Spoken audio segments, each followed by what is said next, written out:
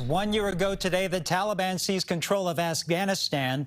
12 soldiers were killed, 15 others injured as the U.S. worked to evacuate the country following 20 years of occupation. Well, today, heavily armed Taliban fighters paraded through the streets of Kabul, celebrating their takeover of the country. And now, a world away, Afghan families are starting over with fearful memories of their flight from their homeland. KPIX 5's Reed Cowan met one such family. And Reed, hard to believe this was 1 year ago today. Already, the calendar sped forward, and you know, we're looking at how this family's doing, testing at that 1 year mark. They are resilient, they are hopeful, and I was lifted by their example. I think you at home will be too. Watch. A long journey, yeah, it was long, but at least we are safe now. His name is Inayat, and he's literally come from a world away to find shelter at an East Bay hotel with his wife and two little boys after the Taliban takeover of Afghanistan 1 year ago. The country he grew up in, where he earned 2 master's degrees, is a shadow of what it once was. There is no work.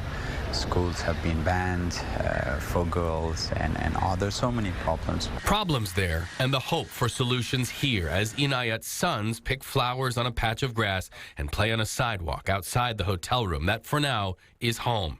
Here, with nothing, they maintain hope. The family knows and the kids know that we are going to start from the zero here. But there is hope. They're going to be happy, and they are happy.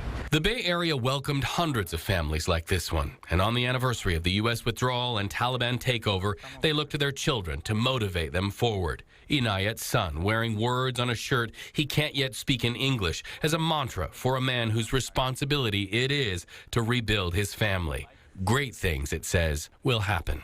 After all darkness, it's always going to be brightness, as I can say the example of day and night. When it's night, it's dark, and when it's day, it's bright. All right, so you meet people from far away and you realize that none of us are really that far removed from having so much in common. This husband and father living in a hotel room tonight just wants to feed his kids. He tells me he works in finance. He has 2 master's degrees. He's got a huge and successful resume from back home.